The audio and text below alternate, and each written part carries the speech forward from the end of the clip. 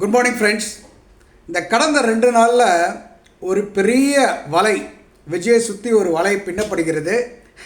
அந்த ட்ராப்பில் அவர் விஜய் மாட்டுவாரா, அவர் எந்த பாதை எடுக்க போகிறாரு அப்படின்றதான் பெரிய கேள்வி.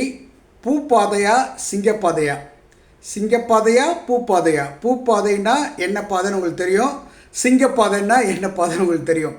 ஸோ இது ரொம்ப ரொம்ப கிரிட்டிக்கலான ஒரு விஷயமா இருக்குது. இது எப்படி நான் சொல்கிறேன் அப்படின்னா, நம்ம எப்பயுமே பொலிட்டிக்ஸில் ஒரு 2-3 விஷயம் நடக்கும், அது எல்லாமே ஒரு கனெக்டடாக இருக்கும், அது நமக்கு தெரியவே தெரியாது. இந்த 3 விஷயம் இப்போ நான் சொல்கிறேன். இந்த 3 விஷயமே தனித்தனியாக நடக்குது, ஆனால் 3மே கனெக்டட். இந்த 3த்தையும் கனெக்ட் பண்ணி தான் விஜய் ஒரு ட்ராப்குள்ளே கொண்டு போக போகிறாங்க அப்படின்றது என்னுடைய ஒப்பீனியன். எப்படியாச்சும் நம்ம சிஎம் முதல்வர் அவர்கள் இந்த ட்ராப்லேருந்து வெளியில் சிங்கப்பாதையில் நடக்கணும் அப்படின்றது தான் என்னுடைய விஷ். சரி, என்ன நடக்குது அப்படின்னு சொல்கிறேன். ஃபஸ்ட்டு 3 விஷயத்தையும் தனித்தனியாக சொல்லிடுறேன், அப்புறம் அதை கனெக்ட் பண்ணுறேன். இப்போ திடீர்னு பார்த்தீங்கன்னா நம்ம இது இருக்கார்ல, இந்த நார்த் இண்டியன் அப்புறமேலுக்கு இங்கிலீஷ் சேனல்ஸ் எல்லாத்துலேயும் பார்த்தீங்கன்னா கண்டபடி விஜயை திட்ட ஆரம்பிச்சிருக்கானுங்க. எதுக்குடா இவனுக்கு திட்டுறானுங்க அப்படின்னு பார்த்தா, உதயநிதி ஸ்டாலின் மனிதர்களை பிரிக்கக்கூடிய சனாதன தர்மத்தின் ஒழிக்கப்பட வேண்டும் சொன்னார். அதுக்கு இவர் வாயை மூடிட்டு இருக்காரு. இதுக்கு என்ன விஜய் பதில் சொல்லியிருக்கணும்னு எதிர்பார்க்குறாங்கன்னு தெரியல. அவருடைய கொள்கையை வாழ்க, இல்லை அவருடைய கொள்கையை ஒழிக அப்படின்றாரு. தமிழ் வாழ்க, திராவிடம் வாழ்க. திராவிடத்துக்கு ஆப்போசிட் அவர் என்னவோ ஆரியம் ஒழிகன்ற மாதிரி பேசணும். அதை இப்படி இந்த சனாதன் அப்படின்னு சொல்லி அவர் க்ளோஸ் பண்ணுறாரு. இதுக்கும் சீஃப் மினிஸ்டர் விஜய்க்கும் என்ன சொல்லணும்னு எதிர்பார்க்குறீங்க? இதுக்கு என்னென்னா ரொம்ப கேவலமாக, அதாவது இங்கிலீஷில் பேச சொல்கிறானுங்க, golden silence. What is he doing here? Simply sitting and then having a golden silence, just வாட்சிங்.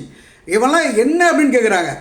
அதாவது மூடிக்கிட்டு அப்படியே கம்முன்னு இருக்காராம், கள்ள மௌனம் மாதிரி இருக்கிறாராம். இவர் என்ன, இதுக்கு என்ன சொல்ல முடியும்? அதுதான் எனக்கு கேள்வி. இதில் என்ன சொல்ல முடியும்? ஒருத்தர் வாழ்கன்றான், ஒழிகன்றான், பெரியார் வாழ்கன்றான், உடனே எதுக்குடா சொன்னேன்னு கேட்க முடியுமா?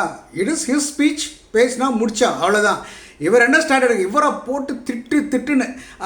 அதில் என்ன பெரிய பிரச்சனைனா, இங்கேருந்து போயிருக்கானுங்க. தமிழ்நாட்டிலேருந்து ஒரு கோஷ்டி போயிருக்கு. எந்த கோஷ்டின்னு உங்களுக்கு தெரியும்.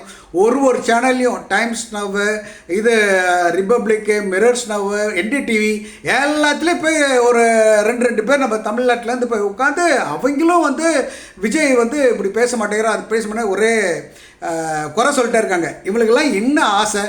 எப்படி இந்த இவர் பவன் கல்யாண் ஆட்சிக்கு முன்னாடி நல்லா கெத்தாக பேசிட்டு, அதாவது பதவி வரதுக்கு முன்னாடி கெத்தாக பேசிட்டு, பதவி வந்த பிறகு சனாதன் தர்ம், சனாதன் தர்ம், சனாதனி, சனாதன் அப்படின்னு பேசிட்டு இருந்தேன். நிறைய ஷார்ட்ஸ் எல்லாம் வந்தது.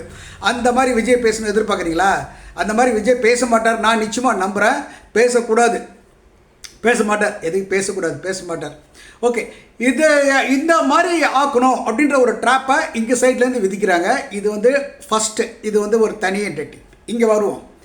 இங்கே தமிழ்நாட்டில் நடக்குதுல டிபேட்ஸு, இதில் பார்த்தீங்கன்னா நம்ம மணி அவர்கள், குறிப்பாக அந்த மணி, அப்புறம் இந்த சாஃப்ட் சங்கின்னு சொல்லுவாங்க, இன்டைரக்ட் நேம் கொடுப்பாங்க. இவங்கெல்லாம் என்ன பேசுகிறாங்கன்னா, என்னங்க இவனுங்க, என்ன இவனுங்க ஆட்சிக்கு சப்போர்ட் கொடுக்குறானுங்க, யார் இது என்னங்க இவனு அப்படிலாம் கேட்கல, இந்த மாதிரி தான் சொல்ல வராங்க. ஓகே, அப்படியே சொன்னாங்கலாம் கேட்கக்கூடாது. ஒரு பேசும்போது அப்படி அது என்ன சொல்கிறாங்கன்றதான் சொல்கிறேன்.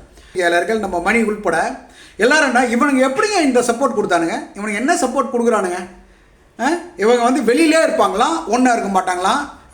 இவங்களுக்கு தேவை என்ன? 118 வரும். நீ வெளியிலேருந்து கொடுத்தானே, உள்ளேருந்து கொடுத்தானே, அதை கூட அதை கிரிட்டிசைஸ் பண்ணி இது கேவலம் சொல்ல வர்றது என்ன?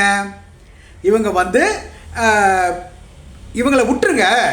அதாவது டிஎம்கே கூட்டணியில் இருக்கிற இந்த விசிகா, சிபிஐ, சிபிஎம், முஸ்லீம் லீக், இவங்களெல்லாம் விட்டுருங்க விஜய். இதுங்க வேஸ்ட் விஜய், தூக்கி போடுங்க விஜய் அப்படின்றாங்க. அப்போ யார் கூட சேரணும்னு சொல்கிறீங்க?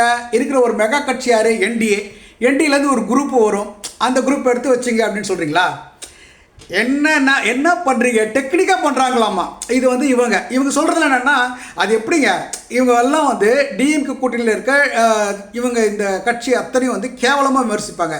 மக்கள் மனசில் எதுங்க விஜய் இவரெல்லாம் வச்சுடுச்சு, இவன்லாம் ஒரு ஆள், இவனில் வச்சுட்டு நாங்கள் it's just a number. Okay, அதை இப்படி பேசணுமா அப்படின்ற நாளுக்கு வெறுப்பு ஆகிட்டுருக்கோம். இது மட்டும் இல்லை, நிறைய டிஎம்கே வாரியர்ஸு அவங்கெல்லாம் இருக்காங்களா, அவங்கெல்லாம் ஒரு தூக்கிடுவோம் போது நேச்சுரலி ஒரு வெறுப்பு வரும் இல்லையா?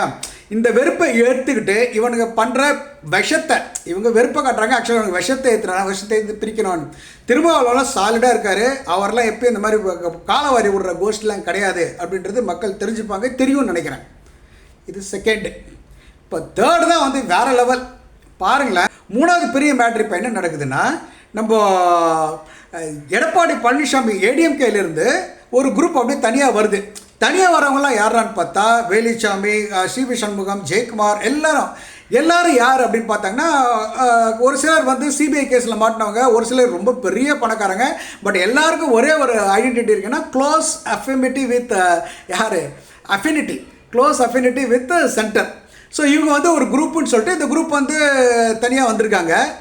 இதை பாருங்கள், இந்த குரூப் நம்ம விஜய் கூட என்ன பண்ணிட்டாருன்னா, பழனிசாமி அவர்கள் தானே ஓவரால் ஏஐடிஎம்கே ஹெட்டு, அவரை போய் பார்க்காம நேராக வந்து இந்த குரூப்பை பார்க்குறாரு.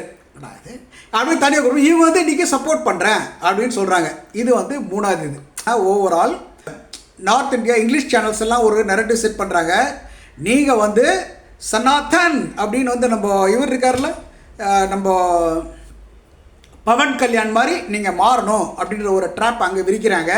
அதுக்காக திட்டுறாங்க, அதுக்காக டிபேட் வைக்கிறாங்க. இங்கேருந்து போய் இவங்க நிறைய பேர் வந்து கருங்காலிகள் மாதிரி போய் விஜய்க்கு அகேன்ஸ்டாக பேசுகிறாங்க. செகண்ட், இங்கே என்ன நடக்குதுன்னா, இந்த மாதிரி மூத்த பத்திரிகையாளர், அதாவது இவங்கெல்லாம் வந்து மணி அப்படின்னு சொல்கிறாங்க, மணி அப்படின்னு சொன்னாங்க. இவரெல்லாம் வந்து எப்படின்னா இந்த சப்போர்ட் பண்ணாங்க பார்த்தீங்களா, இவங்க மேலெலாம் வெறுப்பை உமிழ்ந்து அவங்கள தரத்தி விடுங்கன்ற ரேஞ்சில் பேசுகிறாரு.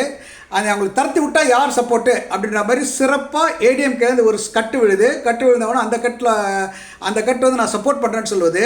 நம்ம விஜயும் ஏடிஎம்கே தலைவரை பார்க்காம இந்த கட்டை வந்து பார்க்குறாரு. ஸோ இது எல்லாத்தையும் கலெக்ட் பண்ணி பாருங்கள். எனக்கு இப்போ ஒரே doubt, Vijay is in this complete lock. இதில் வந்து சிங்கப்பாதையில் போகிறாரா இல்லை பூ பாதையில் போகிறாரா, தமிழ்நாட்டுக்கு என்ன பண்ண போகிறாருன்றது ரொம்ப ரொம்ப கிரிட்டிக்கல்.